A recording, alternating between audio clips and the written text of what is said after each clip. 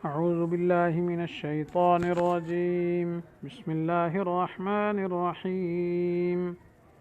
ويستفتونك في النساء قل الله يفتيكم فيهن وما يتلى عليكم في الكتاب في يتامى النساء اللاتي لا تؤتونهن ما كتب لهن وترغبون أن تنكحوهن والمستضعفين من الولدان وأن تقوموا لليتامى بالقسط وما تفعلوا من خير فإن الله كان به عليما صدق اللہ العظیم۔ آیات کا ترجمہ یہ ہے، اور لوگ آپ سے عورتوں کے بارے میں حکم دریافت کرتے ہیں، آپ فرما دیجیے کہ اللہ تعالیٰ ان کے بارے میں تم کو حکم دیتے ہیں، اور وہ آیات بھی جو کہ قرآن کے اندر تم کو پڑھ کر سنائی جایا کرتی ہیں، جو کہ ان یتیم عورتوں کے بارے میں ہیں جن کو جو ان کا حق مقرر ہے نہیں دیتے ہو، اور ان کے ساتھ نکاح کرنے سے بوجہ خوش جمال نہ ہونے کے نفرت کرتے ہو، اور کمزور بچوں کے بارے میں، اور اس بارے میں کہ یتیموں کی کارگزاری انصاف کے ساتھ کرو، اور جو نیک کام کرو گے تو اللہ تعالیٰ جی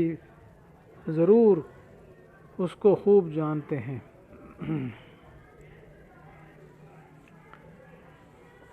تو ان آیات کا شان نزول کیا ہے؟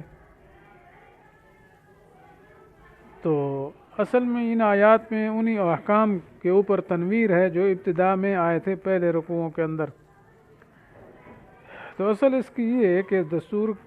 یہ تھا زمانہ جاہلیت کا کہ عورتوں اور بچوں کو وراثت نہیں دیتے تھے، اور یہ کہتے تھے کہ میراث اسی کا حق ہے جو قبیلہ اور خاندان کی طرف سے دشمنوں سے لڑے، اور اگر کوئی یتیم لڑکی اپنے باپ سے مال کی وارث ہوتی ہو اور پھر وہ کسی کی تربیت و پرورش میں ہوتی، تو اگر وہ خوبصورت ہوتی تو اس کا ولی خود اسے نکاح کر لیتا مگر اس کا پورا مہر نہ دیتا، اور اگر وہ لڑکی بدصورت ہوتی تو ولی نہ خود اس سے نکاح کرتا اور نہ کسی دوسرے شخص سے اس کا نکاح کرتا، تاکہ اس لڑکی کا مال دوسرے کے قبضے میں نہ چلا جائے۔ اس پر اس سورۃ نساء کی شروع کی آیات نازل ہوئی تھیں، جس میں عورتوں اور یتیموں کے حقوق اور ان کی میراث کے احکام مفصل بیان کر دیے گئے۔ اس پر مختلف واقعات پیش آئے، کیونکہ اس سورت کی ابتدا میں پہلے رکوع میں یہ مسئلے واضح طور پر آ چکے ہیں۔ تو جب یہ مسائل آ گئے تو مسلمانوں کو یہ خیال ہوا، بعضوں کو، کہ عورتوں اور بچوں کو عارضی طور پر کسی مصلحت کی وجہ سے میراث کا شریک کیا جا رہا ہے، ورنہ فی نفسی یہ اس کے اہل نہیں ہیں۔ اس لیے بعض لوگ اس کی منسوخ ہونے کے منتظر رہے، اور جب منسوخ نہ ہوئے یہ احکام تو پھر مشورہ ہوا کہ ہم کو خود آپ صلی اللہ علیہ وسلم کے پاس جا کر پوچھنا چاہیے، شاید نیا حکم آ جائے۔ چنانچہ بعض نے حاضر ہو کر عرض کر دیا کہ یا رسول اللہ، آپ لڑکی اور بہن کو تو وراثت میں سے حصہ دے جاتے ہیں، حالانکہ ہمارا پرانا دستور یہ آ رہا ہے کہ جنگ میں لڑنے والوں اور اس میں شریک ہونے والوں کو صرف میراث کا حق سمجھتے تھے اور میراث کا مستحق سمجھتے تھے۔ تو حضور صلی اللہ علیہ وسلم نے ارشاد فرمایا کہ مجھے تو ایسا ہی حکم ہوا، یعنی جیسے پہلے آیا تھے احکام سورۃ نساء کے اول میں، مجھے تو یہی حکم ہے۔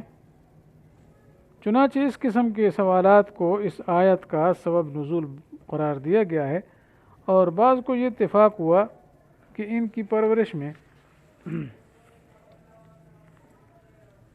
بدصورت یتیم لڑکی تھی، تو بدصورتی کی وجہ سے تو خود نکاح نہیں کیا اور دوسرے سے اس لیے نکاح کو ٹالا کہ مال بھی اس کے ساتھ چلا جائے گا، اور اس بارے میں حضور صلی اللہ علیہ وسلم سے سوال کیا، اور غالباً غرض سوال کی یہ ہوگی کہ کوئی اور حکم آ جائے۔ اور بعض نے جب یہ حکم سنا کہ یتیم لڑکیوں سے نکاح کرنے میں مہر کم کرنا درست نہیں، تو پھر آپ صلی اللہ علیہ وسلم سے پوچھا کہ شاید احکام سابقہ میں کوئی ترمیم یا کوئی تنسیخ یا کوئی تخفیف ہو جائے۔ بہرحال موٹی بات یہ ہے کہ اس قسم کے سوالات اس وقت کیے گئے عورتوں کے متعلق، یتیم بچوں کے متعلق، تو اس وقت یہ آیت نازل ہوئی یستفتونک فی النساء، آپ سے عورتوں کے مہر اور میراث وغیرہ کے بارے میں سوال کرتے ہیں، یہ مراد ہے۔ قل اللہ یفتیکم فیہن وما یتلی علیکم، تو فرمایا اللہ تعالیٰ جی تم فرما دو کہ اللہ تعالیٰ تمہیں ان کے بارے میں حکم دیتے ہیں جی جو پہلے دے چکے ہیں، وہی دیتے ہیں مراد ہے۔ اس لیے فرمایا وما یتلی علیکم فی یتامی النساء، جی کہ جو تمہارے اوپر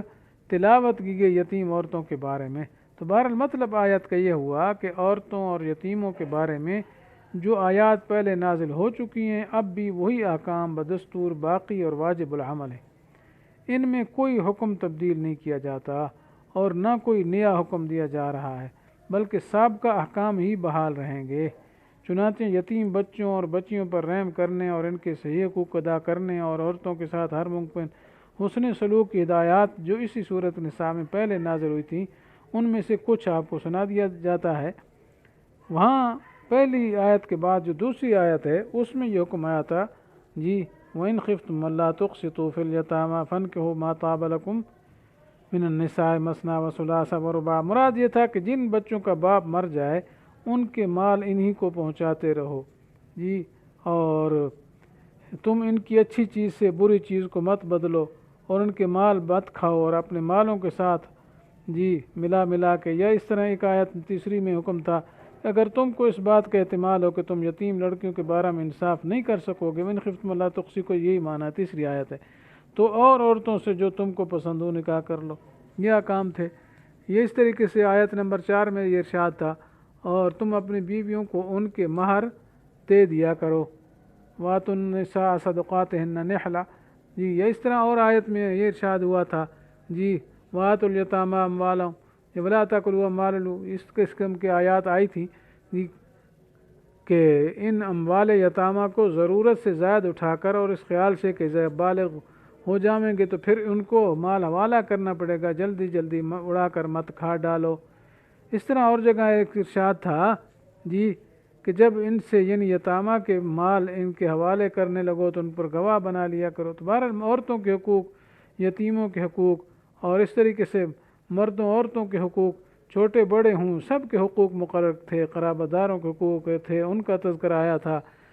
اور اس طریقے سے اور بھی بہت ساری آیات جو پیچھے گزر چکی ہیں اس صورت میں جی وہ آئی تھیں۔ تو اب جن لوگوں کو یہ خیال تھا کہ شاید یہ آیات منسوخ ہو جائیں اور نیا حکم آ جائے تو فرمایا کہ یہ بات نہیں ہے، اب وہی حکم ہیں جو پہلے تھے جی، تو اس لیے فرمایا بس تم ایسے ہی کرو کہ ان کے حق دیتے رہو اور ان یتیموں سے انصاف کرتے رہو، اور فرمایا یہ سب نیکی کے کام ہیں، تم اس سے یہ کہہ کر کیا ہے پیچھے نہ ہٹو کہ شاید منسوخ ہو جائیں یا کوئی ترمیم تخفیف ہو جائے یا تبدیلی ہو جائے، نہیں ایسا نہیں ہے، بلکہ وہی احکام جو پہلے تھے وہی کرنے ہیں۔ باقی فرمایا وما تفعلوا من خیر فإن اللہ کان بہ علیما، یہ سب نیکی کے کام ہیں، تو جو خیر کے کام تم کرتے رہو گے اللہ تعالیٰ کو اس کو خوب جانتے ہیں۔ مقصد کیا ہے کہ اللہ تعالیٰ اس پر تمہیں اچھا بدلہ دیں گے جی، اس وجہ سے ان احکام پر عمل کرو خوش دلی کے ساتھ اور کسی اور حکم کے آنے کی تبدیلی کی امید نہ رکھو۔ اللہ تعالیٰ سے دعا ہے کہ اللہ تعالیٰ ہمیں جملہ احکام کی اطاعت و فرمانبرداری نصیب فرمائے، خصوصاً عورتوں اور یتیموں کے متعلق جو قرآنی احکام کی پابندی ہے وہ اللہ تعالیٰ ہمیں نصیب فرمائے۔ آمین۔ وآخر دعوانا ان الحمد للہ رب العالمین۔